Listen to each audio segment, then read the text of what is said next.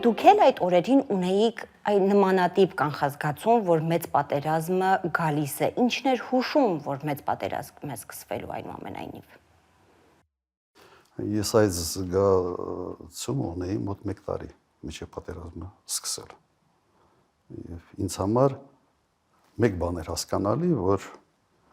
ամեն ինչ արվում է պատերազմ հրահրելու համար։ Նայեք, երևի ձեր հարցի մի քիչ այլ ձևակերպումը հետևյալը կլներ, ինչու սկսեց պատերազմը։ Չէ՞, երևի սա է չոր մնացորդում։ Առաջի հերթին դա բանակցային գործընթացի ձախողումն էր։ Եվ այդ ձախողումը եղավ Հայաստանի նախաձեռնությամբ։ Հայաստանը հրաժարվեց բանակցել։ Ամբողջ բանակցային գործընթացի պատմության մեջ առաջին անգամ կոնֆլիկտի կողմերից մեկը հրաժարվել է ընդհանրապես քննարկել ներկայացված փաստաթուղթը։ Դա ներկայացվել էր ամռանը 19 թվականին։ Ինչ էր ասում այն ժամանակ Նիկոլ Փաշինյանը։ Սկսելու ենք զրոյական կետից եւ թող բանակցեն Ղարաբաղի հետ։ Տարբեր պատճառաբանությամբ։ Եվ 19 թվականի ներկայացված փաստաթուղթը ուղղակի հրաժարվել է բանակցել։ Ջնջելով մոտ 30 տարվա բանակցային գործընթաց 25-26 տարվա հիմա պետք է հաշվել հետադարձ հաշվարկով։ Սա բերեց հետևյալի, որ կողմերի համար, միջազգային հանրության համար եւ Մինսկի խմբի համանախագահ երկրների համար Հայաստանը ամբողջ այդ process-ի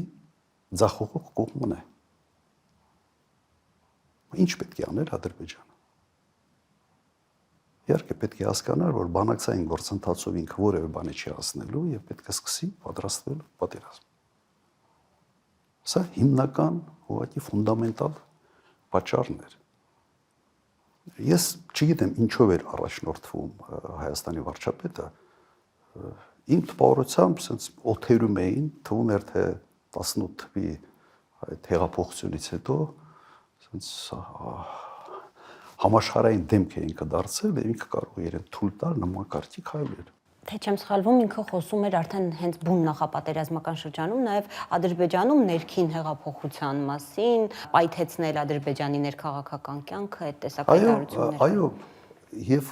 դրանից հետո հնչեց այդ հայտնի նախադասությունը, Ղարաբաղ, Արցախը, Հայաստանը եւ վերջ։ Սրանում ինքը խաչ քաշեց ընդհանրապես որևէ սպասելիքների վրա։ Երբ չկան բանակցություններ, ուրեմն կողմերից մեկը, որը դժգոհ է ներկա իրավիճակից, պետք է սկսի պատրաստվել պատերազմի։ Սա եւս ակնհայտ է։ Ու նայեք, նաեւ պատերազմ սկսելու համար Ադրբեջանը պետք է գնահատեր իր շանսերը պատերազմում հաղթելու։ Եվ այն ժամանակ կատարվեց եւս մեկ կարևոր հանգամանք, կար, որը դրդեց Ադրբեջանի պատերազմին։ Այն, ինչ արվում էր բանակի հետ 18 թվականից սկսած, վարկաբեկման մի կամպանիա հրամանատարական կազմի դեմ, գեներալները բոլորը թալանչի են, եւ այլ, հիշում եք այդ ամենը, սա բերեց բանակի շեշտակի թուլացման։ Սա եւս մի հանգամանք էր, որը վստահ եմ Ադրբեջանը հաշվարկում էր։ Եվ եւս կար եւս մեկ հանգամանք, դա քո ռազմավարական դաշնակցի հետ հարաբերությունների վատթարացումն էր։ Եվ հապկի հետ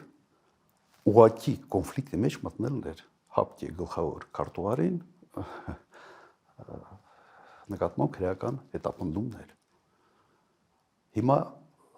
որ ասում են իդեալական փոթորիկը, սա այն դեպքն է, երբ 3 հանգամանքներ իրար միացան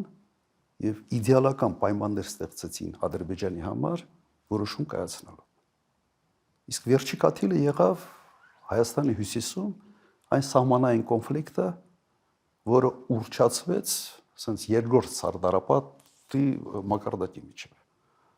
Դրանից հետո այդ հայտնի օգոստոս էր սեպտեմբեր էր սարդարապետու միջոցառումը 70-ից ավել մարտական խաչեր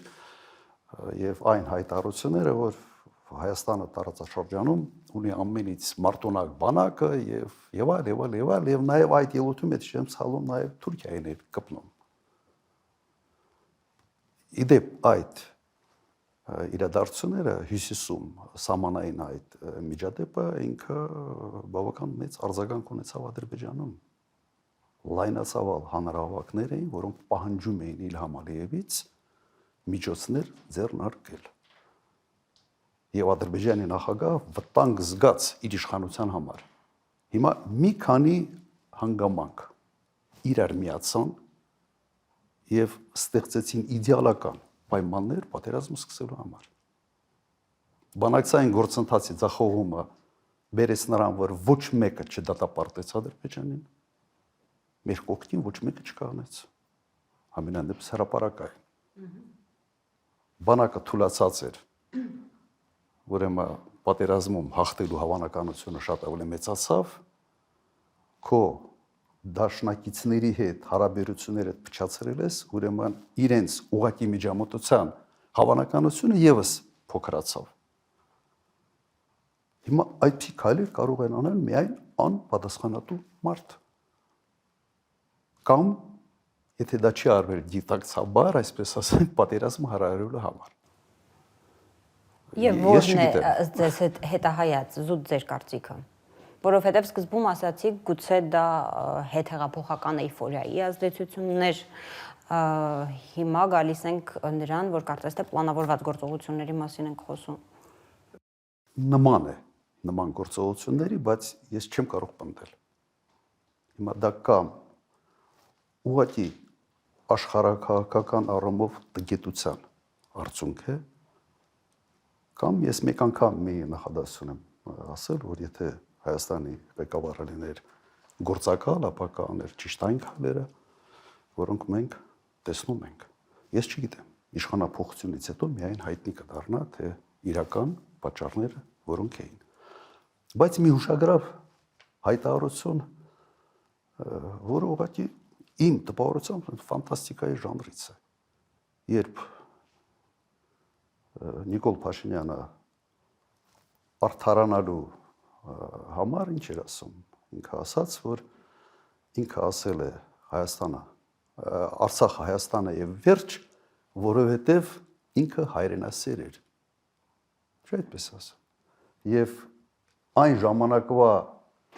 իր ընկալումը հայրենասիրության այդպիսինն էր։ Հիմա դուք պատկերացրեք, ինչ թանկ գին ենք մենք մեր ժողովուրդը վճարել այդպիսի ընկալումների համար։ Դե իր բամբ այդ ընկալումները ձևավորվել են մինչև իրեն,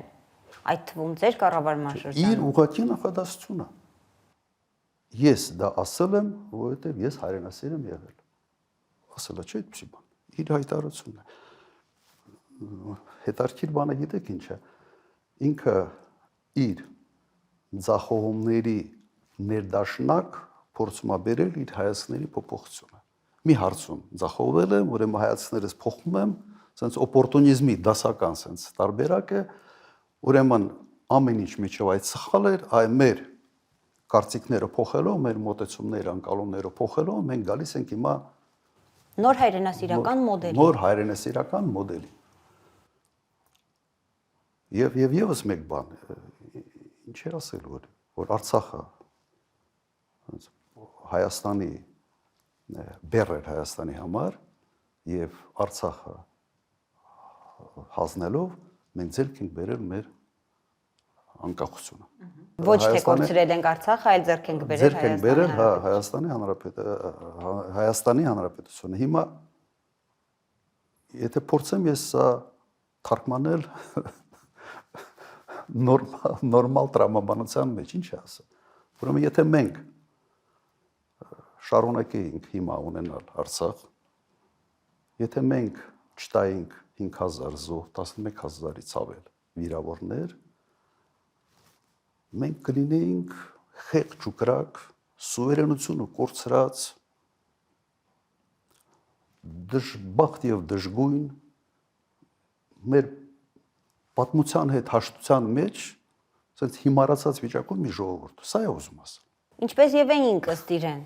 Նա ձեզ եւ ընդհանրապես նախկին բոլոր իշխանություններին մեղադրում է ԵԱՀԿ Մինսկի խմբի հետ ձեռք-ձեռքի տված բանակցային մի այնպիսի հավերժական գործընթաց սկսելու համար, որը ի վերջո պետք է պայթեր մեծ պատերազմով։ Հիմա ասում են ինչ վատ բան եմ արել։ Այդ պատերազմը եղել է, պարտվել ենք, եկեք առաջ գնանք։ Պատերազմը չէր լինի, եթե չարվեին այն սխալներ, որոնց մասին ես հիմա խոսացի։ Միանշանակ։ Ինչով կավարտվեր բանակցային գործընթացը։ Բանակցային գործընթացը կավարտվեր այդ մադրիդյան սկզբունքների մոդիֆիկացված տարբերակների ընդունման տարբերակով։ Եթե Նիկոլ Փաշինյանը մտներ բանակցային գործընթացի մեջ 19 թվականին, առաջարկը լավն էր, ապա շատ մեծ հավանականությամբ ամեն ինչ կավարտվեր նման կարգի փաստաթուղթ ստորագրելու տարբերակով։ Սա կլներ ավարտը։